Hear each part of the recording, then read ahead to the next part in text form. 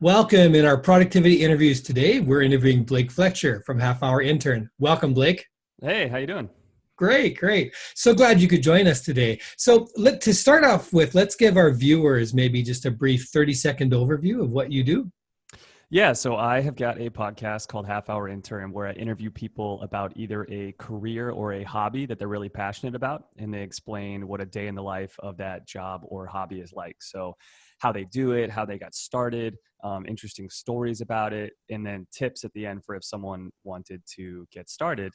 And this is how you and I met. Is I wanted to have somebody on that was interested in the hobby, so to speak. It's really more of a lifestyle than anything. I don't know, but yeah, you were a great guest on the show, so thank you. Thanks, Blake. So with all the interviewing you're doing and the podcasting, I mean, I'm sure there's a lot to handle here. So I imagine productivity is pretty key to what you do. Yeah, massively. Absolutely. So at what time in your career did you realize maybe you had to up your productivity game, that you had to pay more attention to productivity, to take it more seriously? There were a lot of times it had to ramp up, especially obviously starting the podcast, starting your own thing. So I used to be a medical device rep, which is obviously a far cry from being a podcaster. I knew nothing about journalism, about interviewing people, about anything like that. So when you are making that big of a jump, you really need to be on the ball, like you said. But having a previous life in sales really it sort of made me have to be inclined towards productivity in sales. For anyone watching that is a salesperson, it will be nodding along at this. You're only as good as you are today. You could have been the best salesperson 1 month ago, and that doesn't matter. It's what you are today. And I had some negative experiences because of that in my sales career, and I had some really positive experiences because of that. But that made me always feel this need to sort of stay on the top of my game personally to remain competitive in that landscape. And as I said, then when I decided I wanted to sort of start my own business and start this podcast, that just ramped up so much more so because now I had nobody else that I had to report to or was responsible to. I was only responsible to myself. And, you know, as any entrepreneur out there knows, and as you know, when you're only responsible to yourself, you need to be really freaking responsible because there's nobody that's going to make sure you're doing this stuff. A really good point. Entrepreneurs have nobody to nag them to get it done. They have to have their own self-discipline or things just don't happen. Yeah. So once you realized that productivity, was really had to up your game, you had to get more serious about it. How'd you go about learning about productivity? I've always been a very curious person by nature and been really into what people, I guess, nowadays would call like hacking, like life hacking. So from a young age, I always was interested in like, what type of supplement is that? Or like, what could I take to make myself feel like this? Or what different ways could I alter my lifestyle to make myself achieve something better? And so again, then once I kind of started my own business, I really started focusing on different people that I could learn from and trying to accumulate even more knowledge in that realm. So like just listening to different podcasts like Bulletproof Executive and stuff, Tim Ferriss, and then more usually listening to various audiobooks, like Brian Tracy, who you and I were talking about before, who in terms of just strictly productivity sort of stuff, Brian Tracy is awesome. I'm a huge fan also of sort of more philosophical and spiritual expressions of productivity, I guess, so to speak. So like Wayne Dyer is a person that I absolutely love. And I'd say that like really changed my life is when I started listening to Wayne Dyer and stuff like that. Yeah, and Wayne Dyer is excellent as well. I mean, I've read a lot of his books. My wife has a lot of his books, and I love the power of intention, like the whole idea of focusing your intentions and other things come into place and follow along. Just has so much truth to it, and when you're working towards the right outcomes, it's a huge difference. Yeah. So you had mentioned in your previous conversation, you'd mentioned you had a special morning routine to help you wake up. So can you describe your morning routine for our viewers? Yeah, for sure. And this is just kind of an amalgam of all these different things that like I said, about being into like hacking your body and your performance and stuff that I just like learned over the years that I put together. So I have a couple of them to show you on camera, but basically right when I wake up, the the first thing that I do is I go and I stand on my, I should back up a bit. I've never been a morning person at all. Okay. My body clock, my circadian rhythm was always sort of programmed to be a night owl.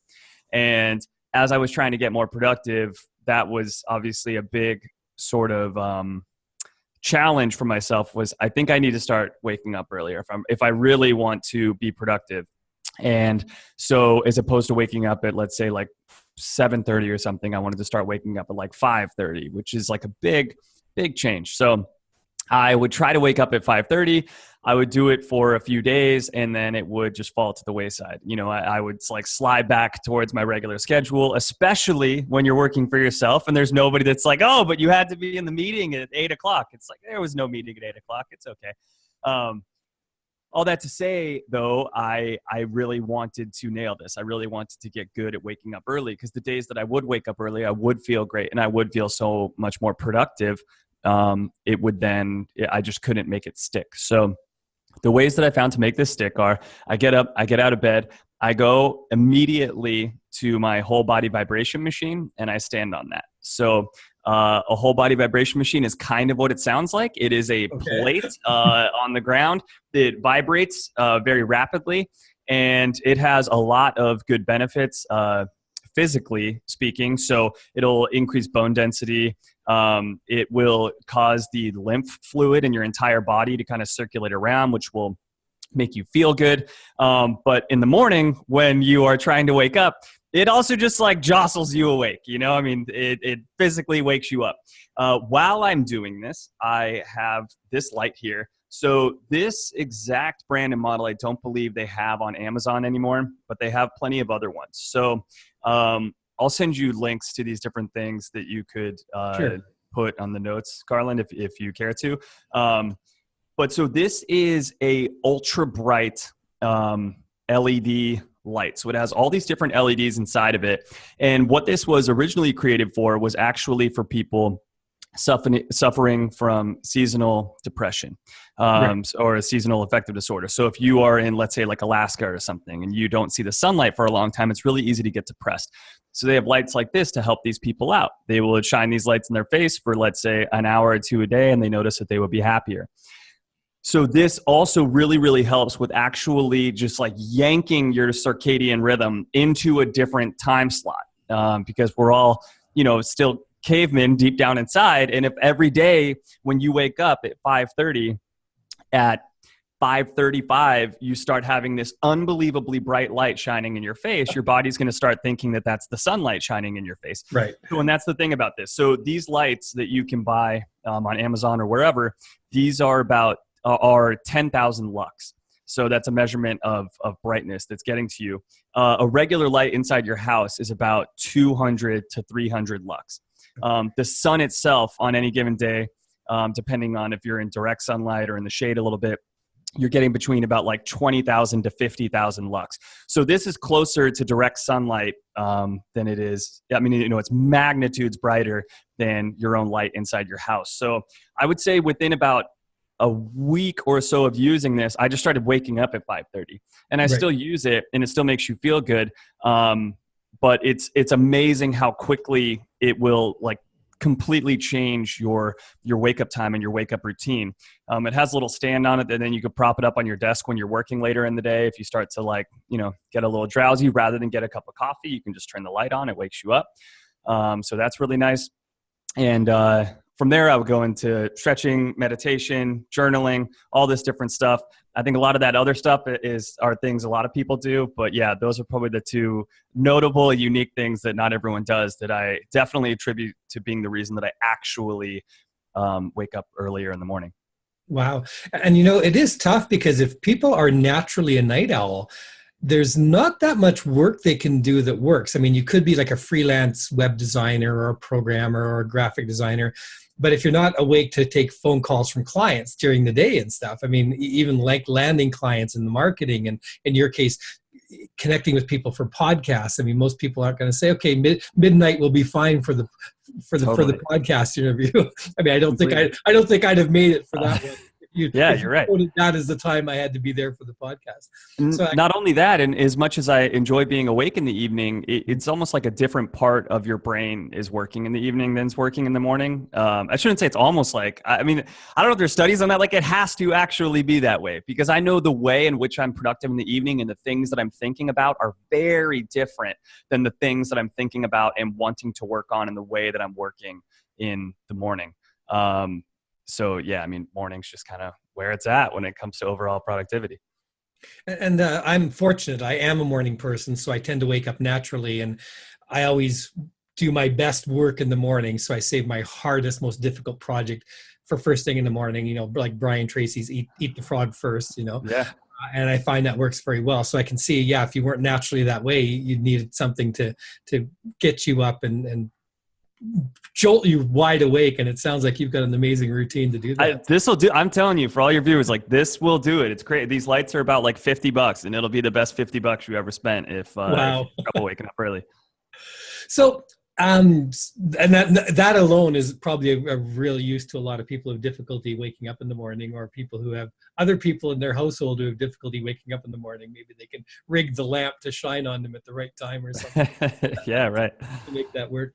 So, but what would be, say, one other major productivity tip you would share with our listeners? Maybe one that's had the biggest impact on your productivity. What would that be?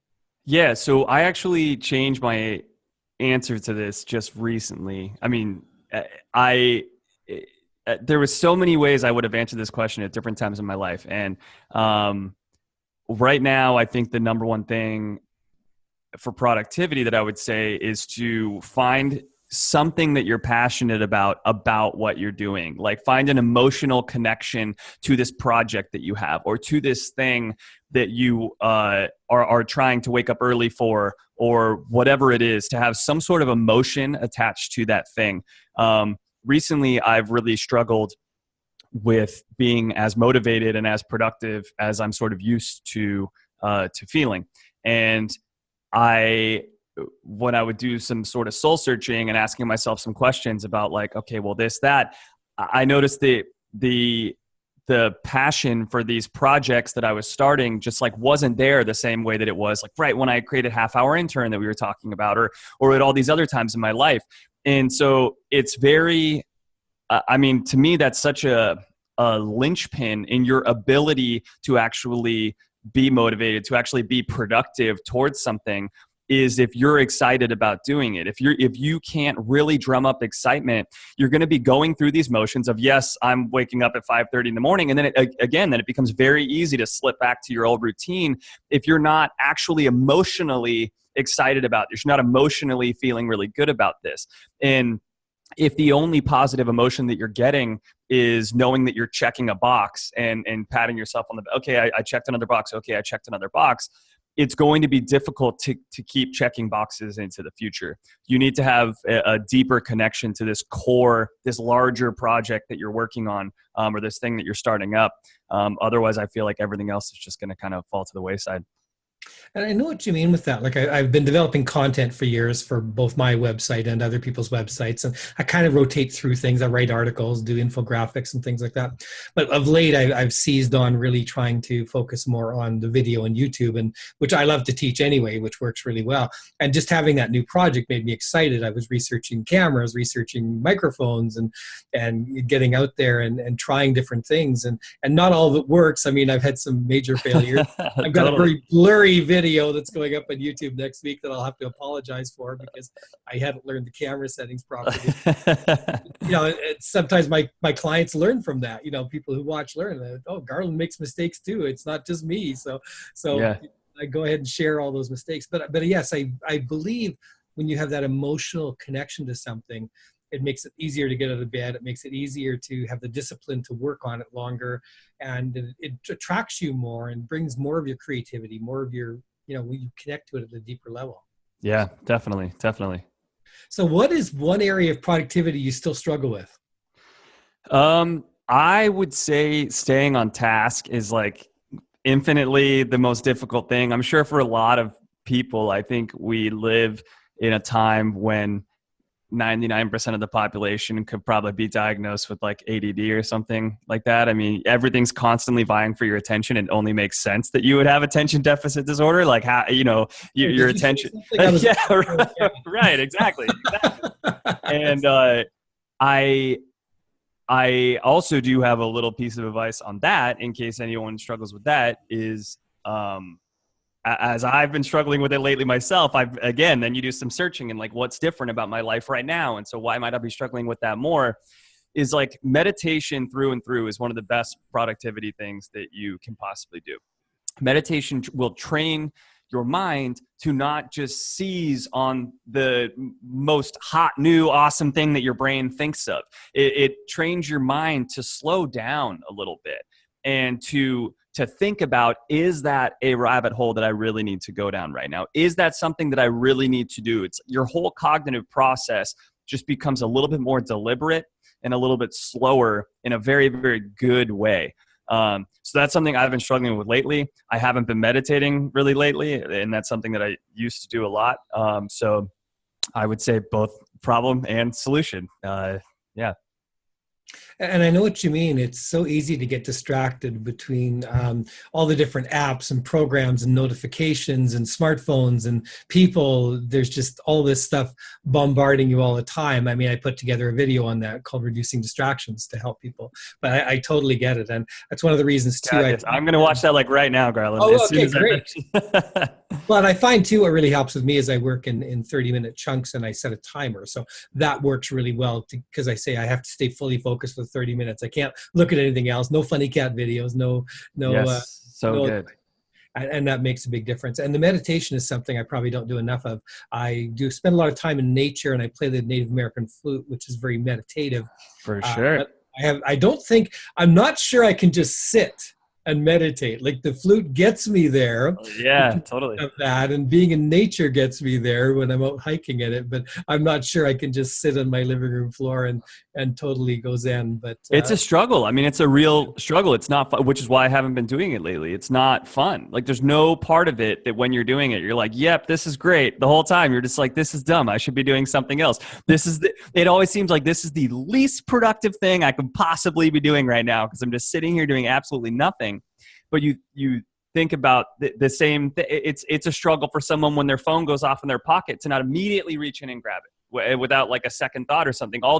It's a struggle not to immediately click on something without really a second thought. So going through that struggle with meditation and being very deliberate that yes, this is boring and yes, this sucks, but I'm doing this. I don't know. It just sort of changes something in the way that your brain's working. But I think it's learning to be fully in the moment. And most of us aren't in this moment. Most of you viewers watching this right now are kind of watching it with only half an ear while you're working on something else and doing other things. Hey, pay attention, guys. So you're not really fully there. And in most cases, too, when you're listening to somebody else, you're not really fully engaged in listening. You're just waiting for them to pause so you can then get your words in. Yeah, right. My wife and I do this all the time. We've worked out how not to interrupt each other, how to listen more fully. And it's tough. Your mind just races ahead and goes on to other things. So sitting quietly and learning to be in the moment, it's a key element, but it's not easy for people to do. Yeah, totally agree. Well, this has been very useful for me as well as for my viewers, Blake. So where can people connect with you if they would like to learn more? Yeah, if they want to check out the podcast, like any podcast app that they have, they just type in Half Hour Intern, and that's my show. The logos of a guy cutting his tie off. It's pretty neat. As I said, you did an interview on there, so that's probably where they should start, is to check in with the interview that you did.